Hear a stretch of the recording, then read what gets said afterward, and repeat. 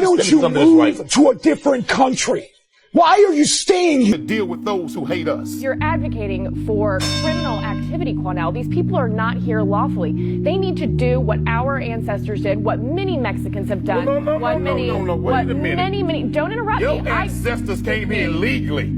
Wasn't nothing legal about your ancestors. Listen. They came illegally and they murdered, they raped, they pillaged a whole race of people. This country, Texas, Arizona, California, belongs to Mexicans. Cornell, get back it was to the stole point. from them. You tell me to get back to the point. They came here illegally. You're not being fair to me. Let's stay on topic. Your Cornell. ancestors are the master illegal immigrants. Give me the opportunity to respond in that, you know what? We're all Americans here. And if you are here legally, absolutely. Then we need to come together and we need to pass good laws for enforcing the laws. Well, perhaps Native Americans should have passed laws against your ancestors. Young 10-year-old, very intelligent-looking young lady, a black young lady, who will not stand for the Pledge of Allegiance in her classroom. She doesn't want to stand up because apparently she believes that black Americans need a lot more to be done in this country. You know what I believe, Cornell? And I know you supported her publicly. I think at 10 years old, she has no real understanding of what America is. So I wonder if her parents have sat her down and explained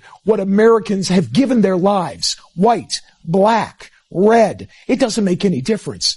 They stood and they fought and they died for this country, and she doesn't want to do anything to honor them? Matt, she comes from a family of military service members. Her father's a retired military service member also who served this nation well with great dignity. Good. Her mother's a very intelligent woman. What white people need to understand. Just white people. Yes, please. Let me explain. That national anthem was written by Francis Scott Key, a slave owner. Oh, here we go. Who demonized and hated black slaves and black people. Go research the third verse where he says, there's no refuge in this country for the hireling or the slave. Both should be turmoil to the grave. How's her parents doing? This is a man Are they successful? that promised turmoil for black people to the grave. Would you ask Jewish children to say a pledge to a German anthem that disrespects Jewish people? If they're No, you living would in not. Germany, No, sure. you would not. Well, sure. That disrespects Jewish people? Then No, why you would not. You certainly can kneel down. In America, you have the right to do that. America looked at the same way at Rosa Parks when she refused to get up and give up her seat to a white man on the bus. But history vindicated her. History vindicated her. America demonized Harriet Tubman for freeing slaves from slavery, but history vindicated her. So I say to that young girl, you stand strong, stand up, and stand for what you believe in. And to all of those who are too coward to do it, don't get in that young girl's way. Others like her, support that young girl. What would you like her to say to the men and women who have fought for this country like I ran into over the weekend? The black men and women who fought for this country and some who gave their lives. And ask the black men and women who served America in its military, like in the Independence War. We helped America get it, and we were still slaves after. Ask those in Vietnam who gave their war on Vietnam battlefields, but then came back and was called niggers in their own country. We have fought in America's war, and we've never been given the justice and the due process of everybody else in this nation. So, man, let me tell you why. Because the country belongs to Indians. You white folks stole it from them, raped and robbed their people. This not your country. You all came over here and stole it and beat the hell out of them. So this not your country. It was my country. You all need to go home. You all need to go back where you came from. If you don't like it, why don't you pack up and go? Let the Indians decide who should pack up and go. And I guarantee you black folks will stay, and you all will be on the first damn boat leaving here. So don't try that, brother. You all didn't make America. This is not your country. What you should do is sit down with someone who has fought for this country, Cornell. Get their opinion, too. Tons of black people have, and what have we gotten from it? Let me tell you why. Because the country belongs to Indians. You white folks stole it from them, raped and robbed their people. This not your country. You all came over here and stole it and beat the hell out of them. So this not your country. It was my country. You all need to go home. You all need to go back where you came from. If you don't like it, why don't you pack up and go? Let the Indians decide who should pack up and go. And I guarantee you black folks will stay, and you all will be on the first damn boat leaving here. So don't try that, brother. You all didn't make America. This is not your country. What you should do is sit down with someone who has fought for this country, Cornell. Get their opinion, too. Tons of black people have, and what have we gotten from it? Right now, this statement gets a lot of people talking. A man came out and claimed that black Americans are illegal in America and they should go back to where they come from. But here's the reality. Many black Americans don't even have a clear record of where they come from. Why? Because history erased literally everything. So how do you tell people to go back when their roots was literally taken from them in the first place? And what makes this even more serious is the timing. This is happening when people are already speaking out about how Black veterans have been treated, men and women who served, fought in wars and risked everything for their country. But when they came back home, the treatment wasn't the same. Some faced discrimination, some were denied opportunities, some were left in conditions that didn't reflect the sacrifice they made. So now the question is getting louder.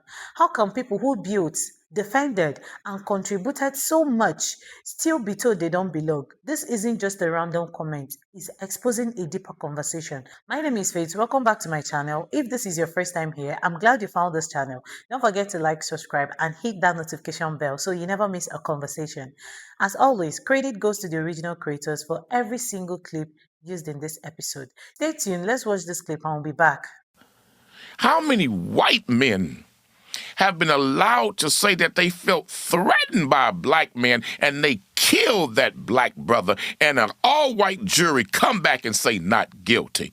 You mean to tell me that Mr. Penny in New York, who choked that mental health patient, our black brother, to death, and Mr. Penny was not even threatened by that brother on that subway? He was talking crazy to other people, and Mr. Penny, a military veteran, choked that brother to death, and he was never even threatened by him, and the jury said not guilty. That Fox 26 interview with Quanell was not about the little black girl who did not want to stand up for the Pledge of Allegiance. That debate was about who gets to belong and who doesn't. Because Quanell explained calmly and historically why a little black child may not want to stand up for the Pledge of Allegiance, or the national anthem for that matter. He explained how the man who wrote that anthem was a slave owner who despised black people. He explained how black soldiers fought, bled, and then came home to a country that still called them slurs, still denied them the same freedoms they went and fought for those white people to have. He explained that freedom in America has always come with an asterisk for us. And so what did that white man do? He interrupted, he overtalked, he continued to dodge accountability, and then he pulled the oldest card in the book. Well, if you don't like it, why don't you just leave? And that question right there is the tell. Because white Americans cannot fathom why black and brown people will criticize a country that we still stay in. And that is because white Americans' nationalism is their identity, not principles. See, black, brown, and indigenous people have peoplehood. We have lineage, we have memory, we have culture that's older than the American flag. Our identity exists with or without America.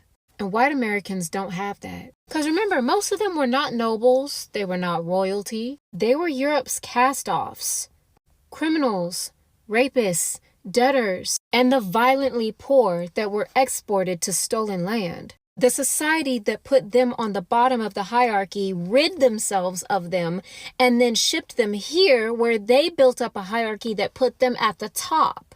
They invented whiteness to cling to. They invented something that gave them a sense of identity, something they could invent that made them think they were superior, and indoctrinated everyone else by threat of violence and force and death to believe that what they were inventing was true. They wrapped their entire self-worth in a nation that they felt that they could finally dominate. And that is why they cling to that flag, to the anthems, to the pledge, because that's all they have. So when we say, hey, this country harms us, they don't hear a call to repair. They instead hear a threat to their identity. When Quanell told him all the reasons why black people believe that we should not have to stand up for an anthem or pledge our allegiance to a country that's never put us anywhere but at the bottom, that white man said, well, then why don't you leave? Because they hear a threat to their identity, that's why the solution is always for us to leave. But here's the part they choke on, just like Quanell said. This country ain't theirs. This country was stolen from indigenous people, built by enslaved Africans, and maintained by exploited labor. We didn't come here chasing some dream. Our ancestors were brought here in chains. So don't ask us why we stay. Ask yourselves why you won't leave. I believe they will not leave because deep down they know that this nation, this country, this America is the only thing standing between them and finding out who they really are, the type of people they really come from. And that's why a black child choosing to sit down for the Pledge of Allegiance threatens you, terrifies you, because it's not disrespectful, it's honest. Black people's relationship with white people in America has been one of narcissistic abuse, and it's just like a narcissist to say, don't talk about all the ways in which I hurt you. Congratulate me for giving you the smallest bit. Tell me how great I am. Don't look too closely about the wrongs I've done because that didn't happen. Just like a narcissist. And this is where the conversation gets uncomfortable, but necessary, because this isn't just about one person's opinion. It's about pattern that people have been pointing out for years. When you look at history, you will see that Black Americans have played a major role in building the country, from labor to culture to military service. And when it comes to war, they showed up. They fought in battles. They stood on the front line. They represented a country that didn't always represent them back. So when someone turns around today and say they are illegal and don't belong, people aren't just hearing words. They are hearing disrespect to generations of sacrifice. And those people say that don't owe America. They stole America from Indians. That's why so many people are speaking up. Because at some point, people want equal recognition, equal respect, equal treatment, not just in words, but in reality. Now, here is the thing. This conversation isn't about division. It's about understanding history, acknowledging truth, and seeking fair questions. Why do some contributions get highlighted while others get ignored? Why do some veterans get honored while others feel forgotten? And what does it really mean to belong to a country? At the end of the day, everyone will have their own opinion. But conversations like this matter because they force people to think. So I want to hear from you. Do you think Black veterans have been treated fairly in America? Or what do you also think about the white man telling the Black man to go back to their country? What are your thoughts on this statement? Drop your opinion in the comments. Let's talk about it. And if you like content like this, don't forget to like, subscribe, and hit that notification bell so you see more of it. See you in my next episode. Bye.